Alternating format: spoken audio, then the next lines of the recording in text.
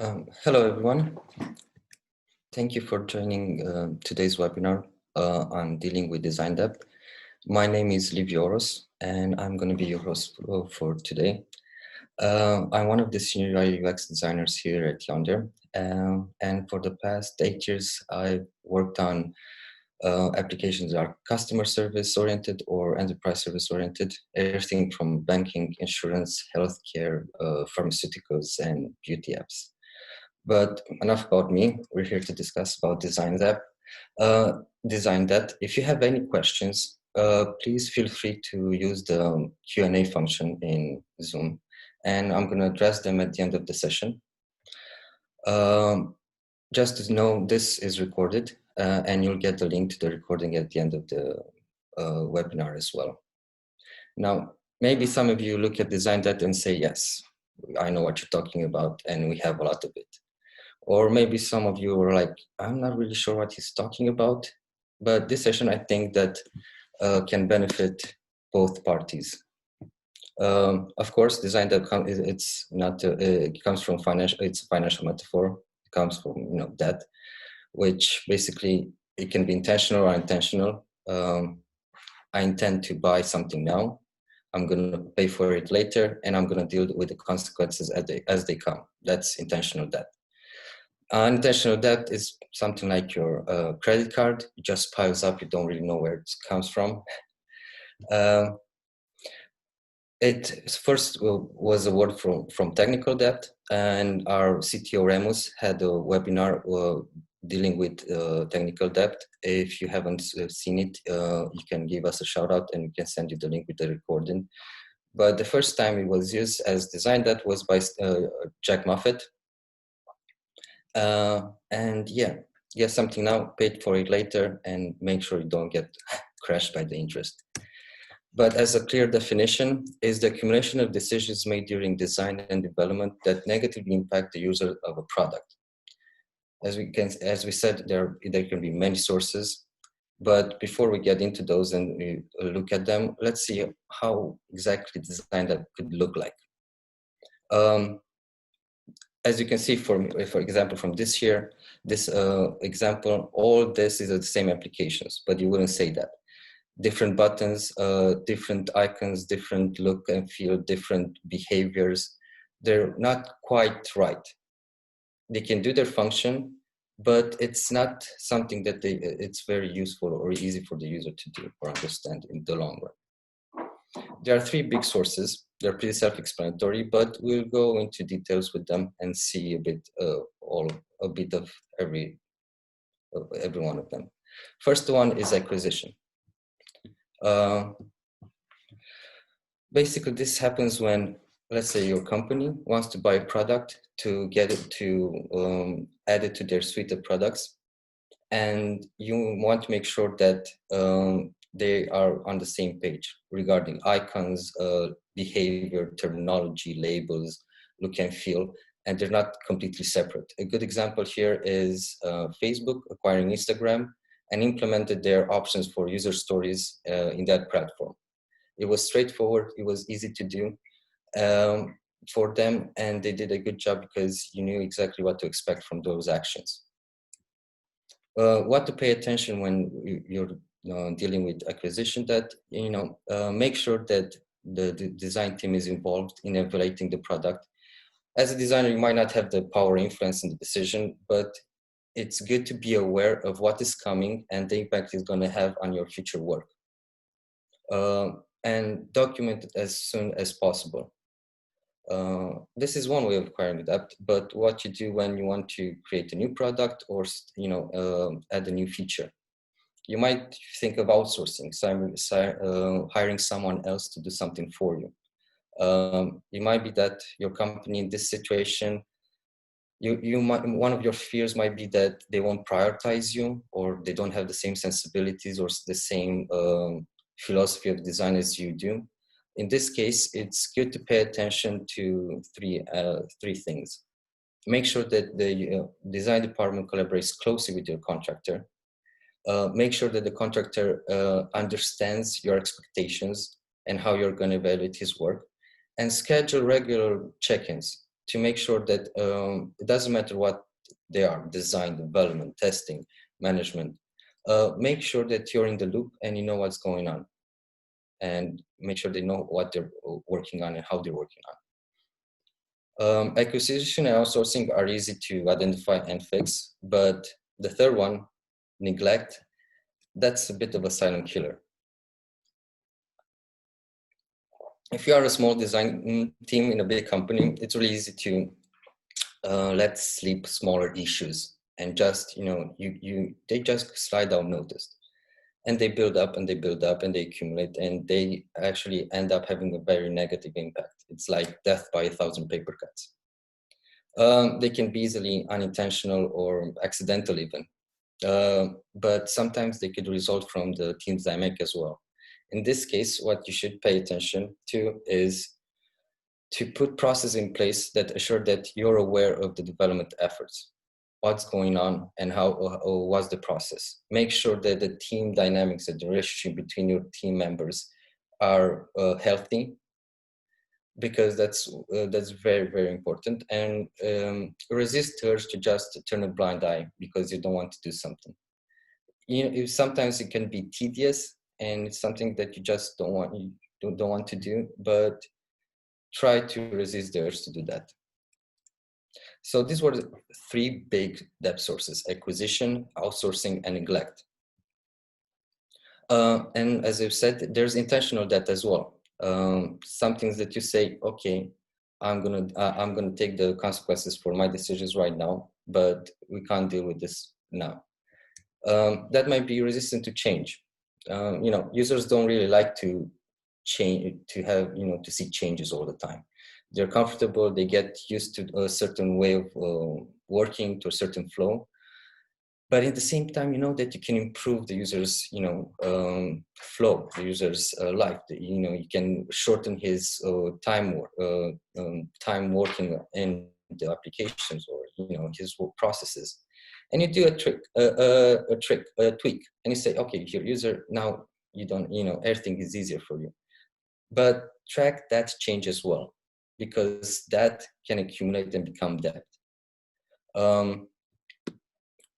Another one is when, as designers, we don't really have the opportunity to start to design something from scratch, or you might need to introduce a new feature or a new widget, and you say, okay, let's introduce it here, and then we'll roll it out everywhere some other time on a future date.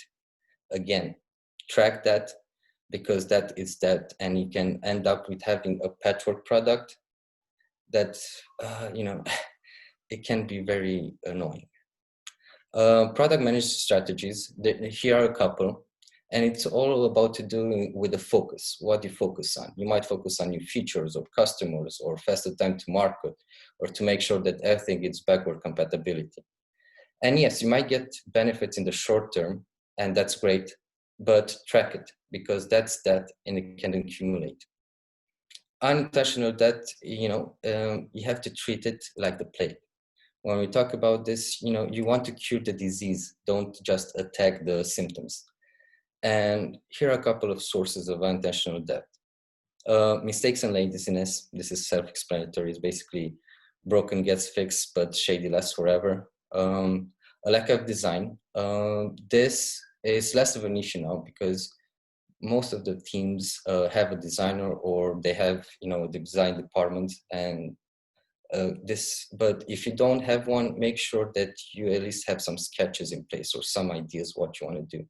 Lack of empowerment. This is when, you have your design team, but maybe they don't have the support of the management. Separation of design and development. This is another big no-no. I mean, a lot of people do this. They separate design and development, but having them close together in constant communication, it's way better and way easier. Having too many cooks. This has to do with your lack of standardization in the process. We all know this. There's big teams, and everybody has an opinion. Everybody has a fact to say. Everybody has something to add. But you make sure that this doesn't become overwhelming, and you have standardized practices that you follow. And customer inefficiency. Sometimes, the relationship with the customer, it's not that healthy. Maybe they don't provide you all the requirements or all the information that you need. Try to make sure that there are any roadblocks. And now we have all this debt. What do we do with it? Because as we can see, it can come from everywhere. What we do is we identify it, we categorize it, we track it, and in the end we address it and just get rid of it. But first things first, how do you identify it? There are three simple ways, and they all to do with being aware and being observant. Anytime that anybody interacts with your product, make sure that you're observing and you're writing down everything that comes up. It might be in a demo, it might be in a presentation, it might be in, in a discussion with another developer. If you see something that's off, track it. This is what I mean with active peripheral awareness.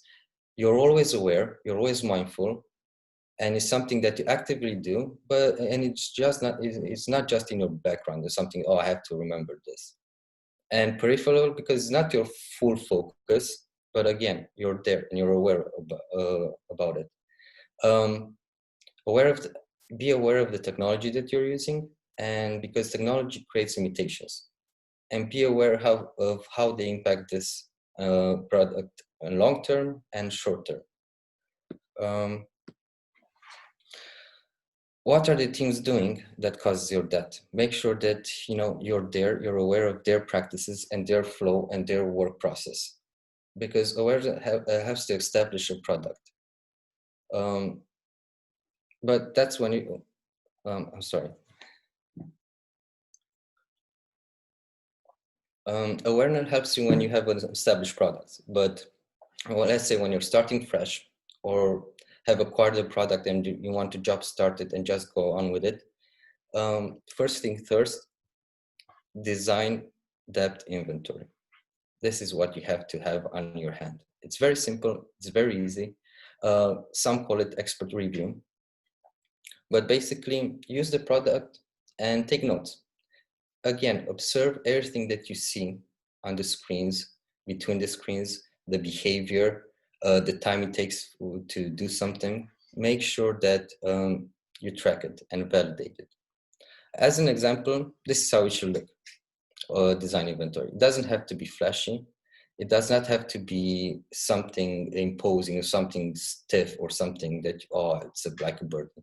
A simple table can do. You describe the problem. In this case, deleted icons are inconsistent. You see what impact has. In this case, it creates confusion because in some places we have an X, in some places we have a trash can. You don't really know if you're closing something or you're deleting something, and the time it was logged. This is the first step. The rest of the columns, we're going to get to them and we're going to see how they get filled. But I just want to say how important this is. Something simple as this. When we want to determine if we want to classify the debt, we usually classify it in 4 categories. You can have even subcategories to these categories depending on how you organize yourself and how you like to do things. But we want to determine what's easy, what's hard to fix, who is responsible for it, and when does it make sense to do it. Now, technical debt, you might say, okay, wait, we're talking about design debt or technical debt, but everything that impacts a user, even if it's the responsibility of the developer, it's still design debt as well. This can be something very complex from the back end or something very easy from a front end, but if it impacts the user, it's design debt as well. When we talk about functional debt, here we want to see what's going to happen if we add more features, more users. how will all the interactions behave? This is again very important if you want to have a high accessibility score, because your information architecture and your priority of functions will be a very big point in your scoring. When I'm talking about priority functions, are the functions that are right in front of the user and they're not hidden. They don't have to do any extra clicks to get to them. Behavioral depth, this is the way that the user interacts with your application and all the conventions and the consistency between the screens. Conventions I put them differently from consistency, because conventions are formalized consistencies that you created in a convention. And when I'm talking about tool time, I'm talking about the time the user spends with your interface and moving around instead of doing his job or the goal that he wants to achieve. Visual depth, again, this is pretty self-explanatory, is everything that the user sees from your UI, from your icons, from the colors you use. Make sure that they're consistent. This might change even with fashion, because you might say, oh, it's 2020, let's go neumorphic this year. Oh, flat is so old school. Or maybe it's about the way you talk with the user, the text that you use, the labels that you use, the messages from the pop-up. Okay, you have the debt, you've identified it, you've classified it. Now let's address it. And here's the thing. Designers tend to be a bit more optimistic. We know our process, we know our flow, we know that we can improve a product, and we know we can make it work well. And that's why sometimes it might be very hard to just admit defeat. But in some actions, it's actually better to just declare bankruptcy. Now, I'm one of those guys that everything can get fixed. Everything has a solution for it, and I want to say yes to the challenge. But here's a quote from Steve Jobs that really just helped me shift my perspective, and I hope it's going to be useful for you guys as well. People think focus means saying yes to the thing that you've got to focus on, but that's not what it means at all. It means saying no to the 100 other good ideas that there are. You have to pick carefully.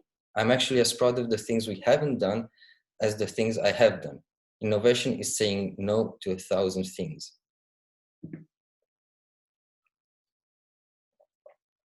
And there might be other products that in this moment, in this time for you, are much more important to focus on, instead of just trying to save something that in the end is going to end up being a black hole for your resources, for your time, for your people, for your money. It was very important for me to understand that it's not a failure if it enables other products to be successful.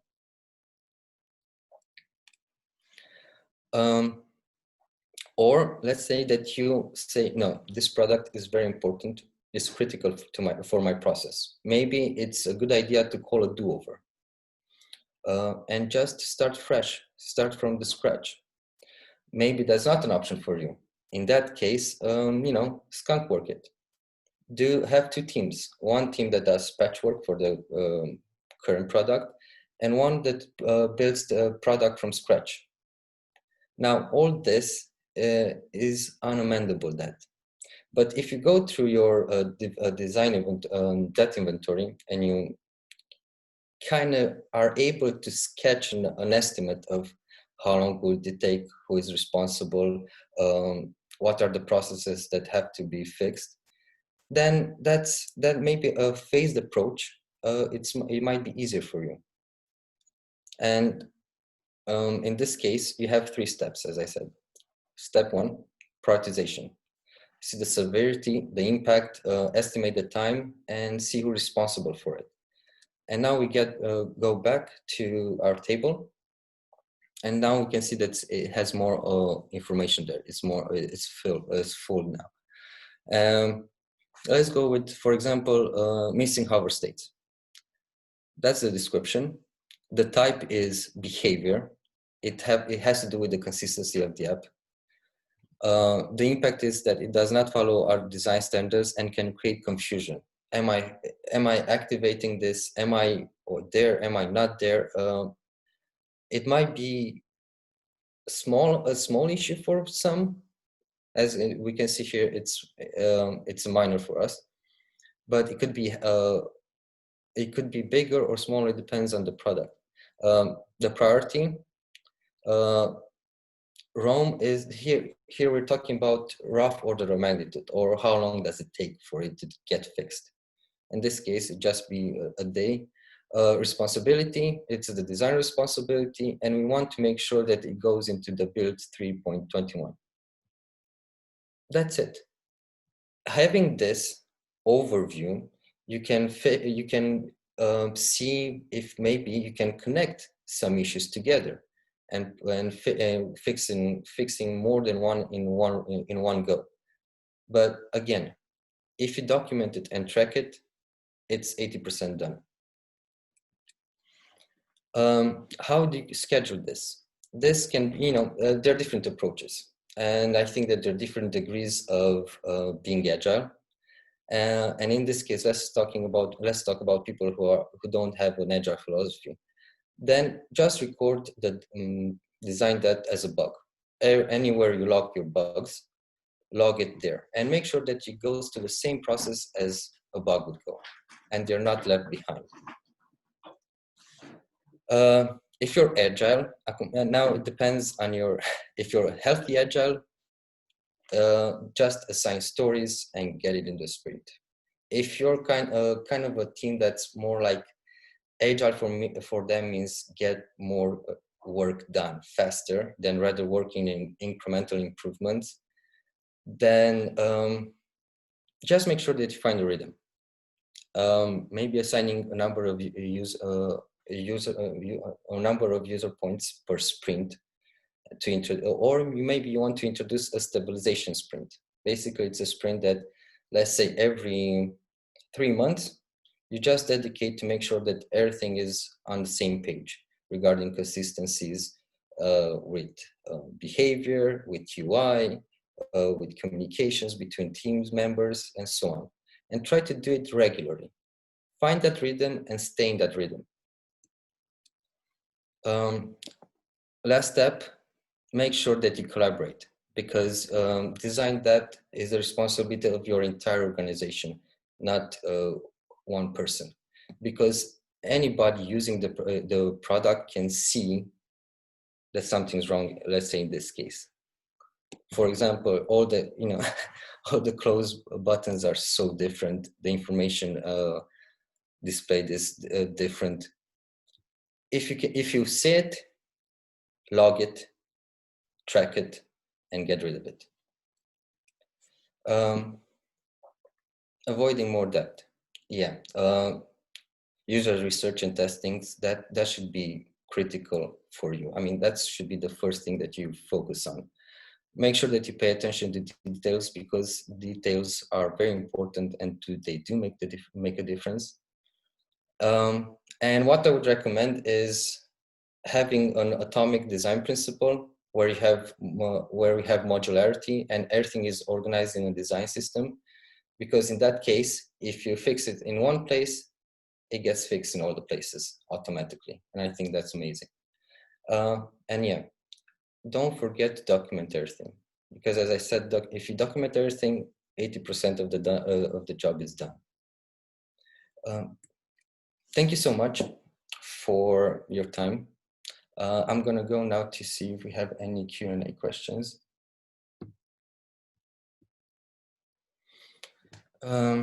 Is the report, sorry, this one.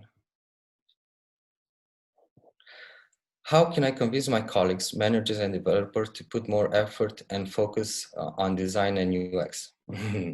Yeah, that's a good question.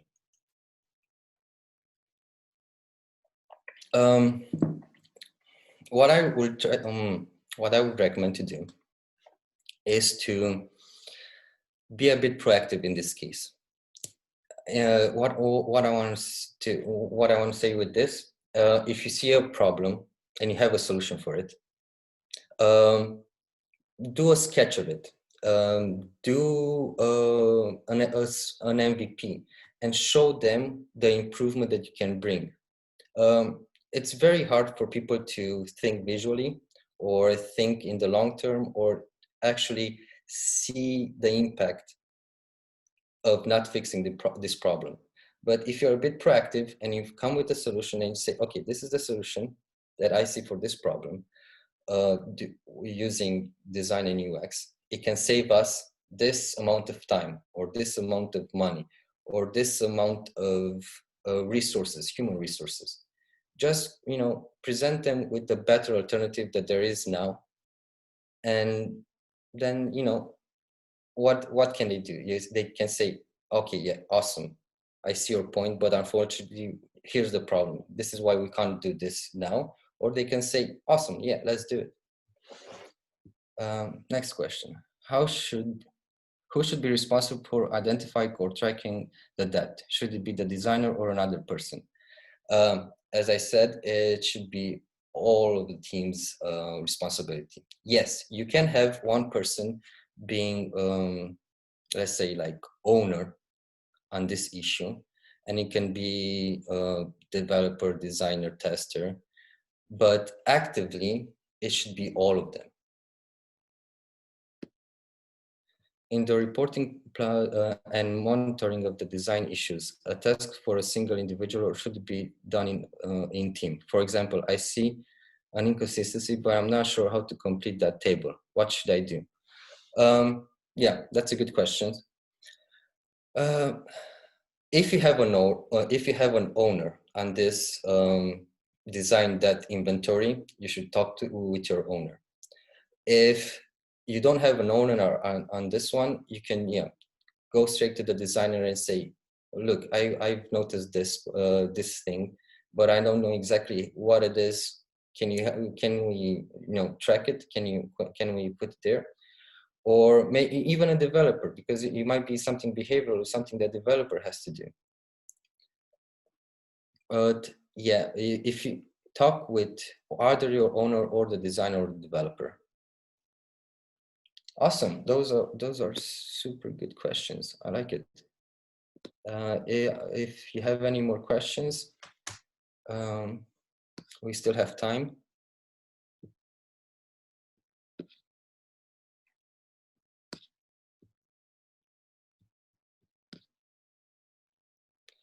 Is it needed to redesign your application every X years? Yeah, that's a really good question. Well, it really depends on your company culture. I mean, your product culture, let's say. I know applications that haven't been changed for 30 years and people are still using them. And because they're simple, they're basic, and there's something that, it's a very small number of people using it and they're okay with it. I know other products that change every 2 or 3 years because they want to be on the trend. Again, it depends if you're consumer oriented or business oriented or enterprise oriented. Usually consumer oriented applications want to be on trend, want to use the momentum of the market, and then they want to change and be hip. Others are more robust, more firm. They like consistency and they don't want to change that much. And that could be a good thing. It can, it really depends on who you're addressing, who are your users in this case. Awesome. If there are any other questions, feel free to write them in the Q&A and I'll answer them. We still have a couple of minutes.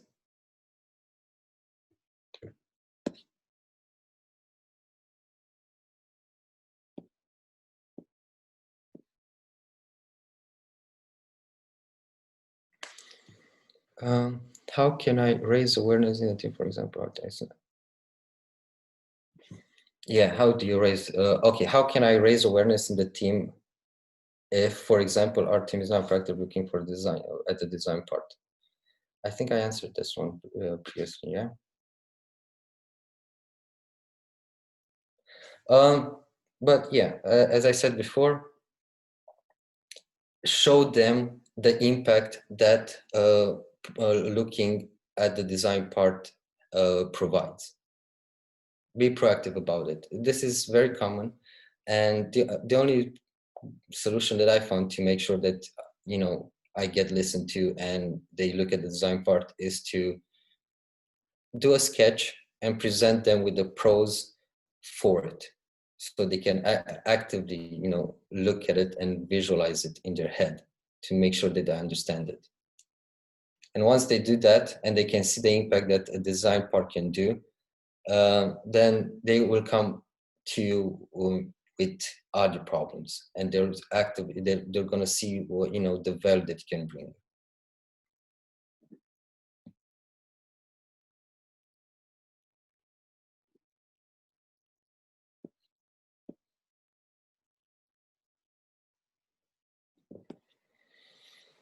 Okay, I see that there aren't any more questions. Oh, there's a new one. What is an optimal process to avoid design debt? Having a designer attending all sprint meetings takes a lot of time. You don't have to attend all the sprint meetings as a designer. It's good to attend the demos. The demos and the presentations are very important for all parties involved, and all parties should be there because they can see reactions from the users, they can see reactions from the management part, from the product owners, from all of them. You can see how users actively get involved.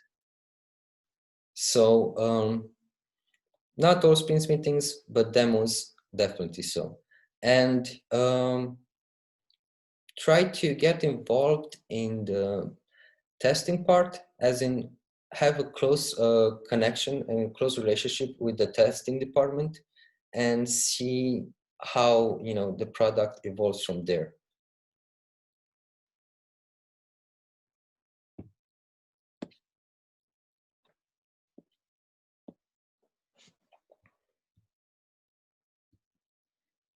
Awesome, thank you. That was a good question. I mean, all of the questions were really good.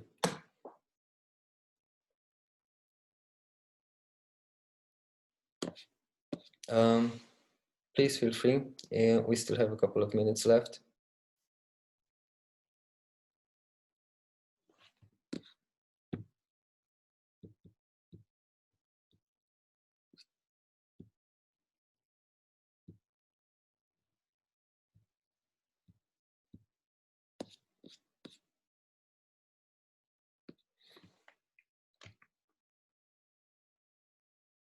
As a designer, as a designer assigned to on many projects, how hard is it? How hard is it to monitor all the projects? That really depends on the designer, I think, and it depends on your character and your way of organizing yourself. It doesn't have to be hard. It can be actually quite easy, and it can, if you find the rhythm and you find the flow and you have good teams, then you should be okay. It only depends on how much you can deal with regarding workload, anxieties, and all that stuff. But yeah, it shouldn't be hard.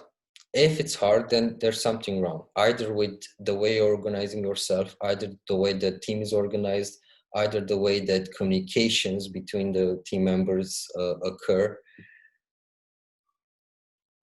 And you should see what could be improved. But if you have a good working ethic and a good team, then you're fine.